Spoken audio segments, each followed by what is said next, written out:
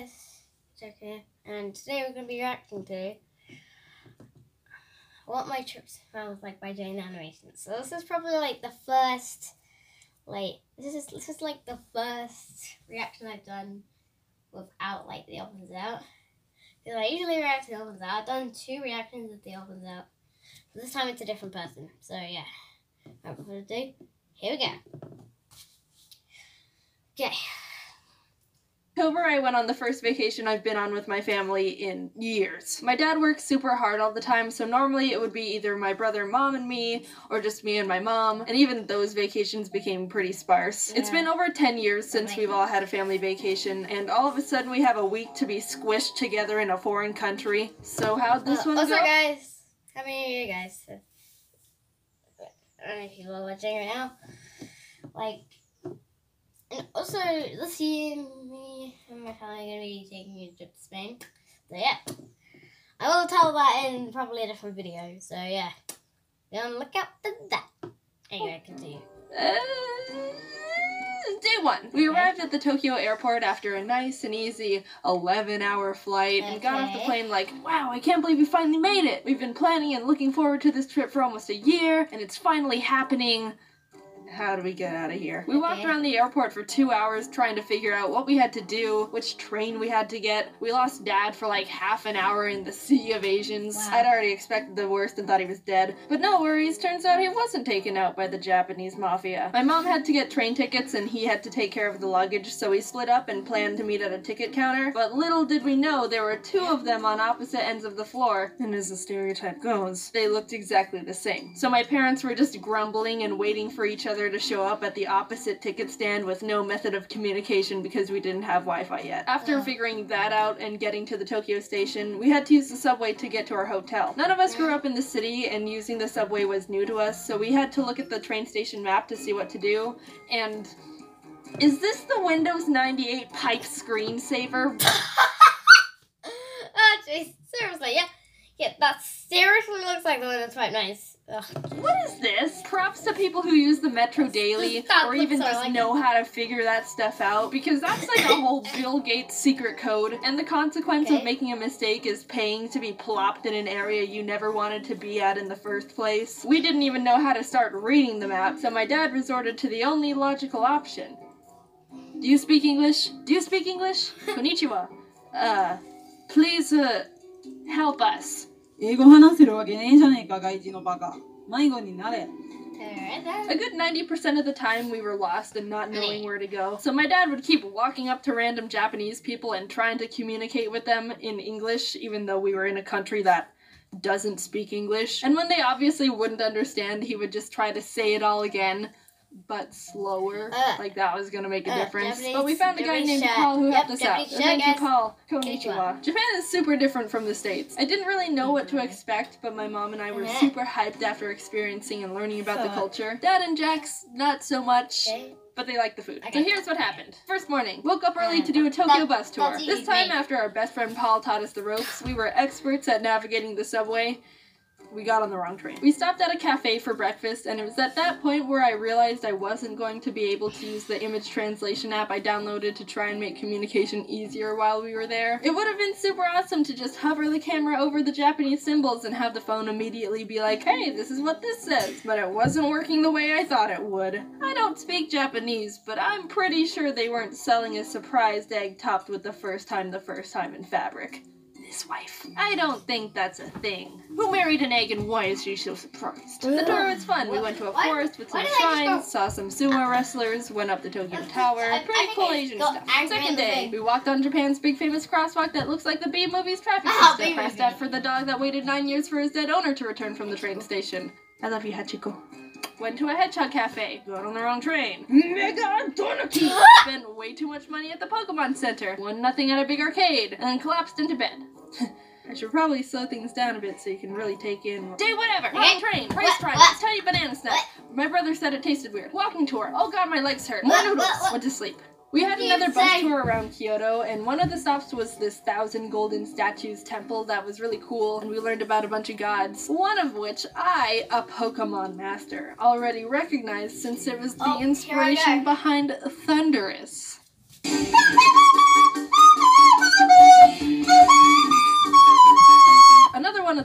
shuttle bus tour was this temple called Hyozu-dera.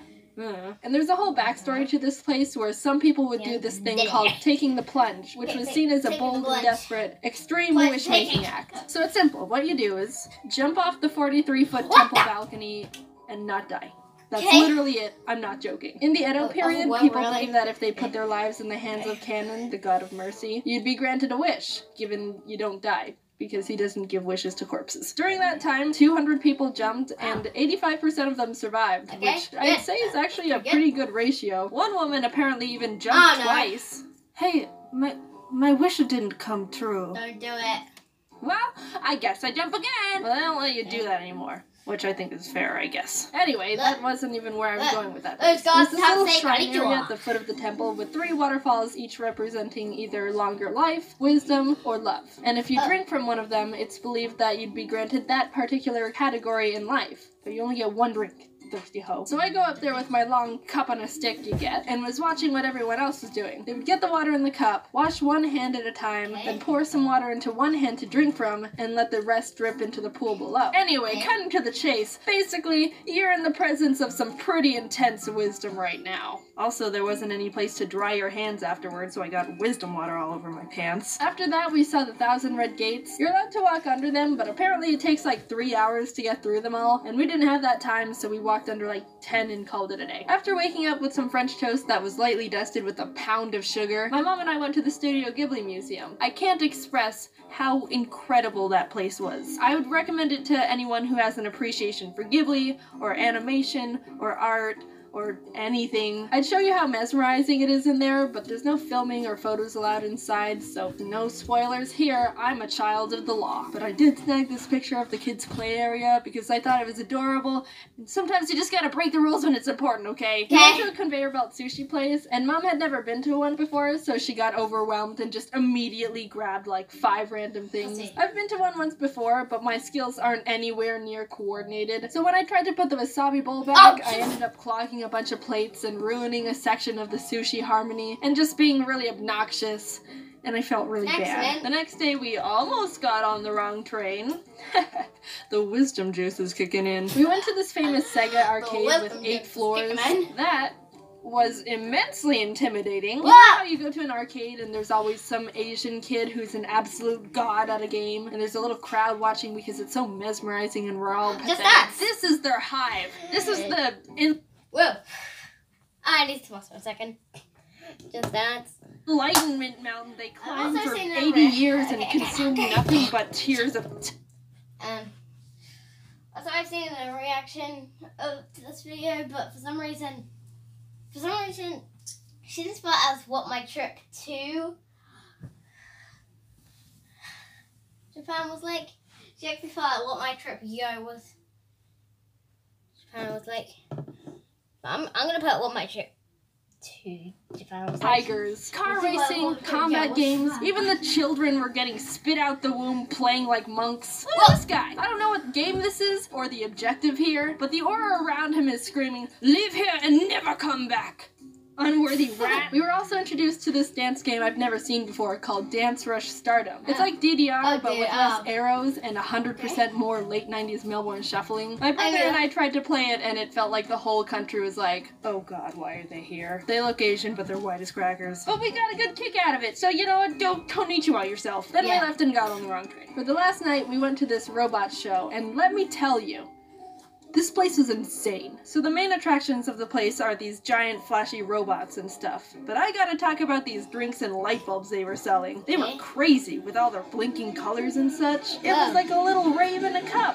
Like, dude, who comes up with this stuff? But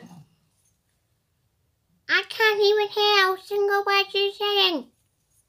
Yeah, I can't.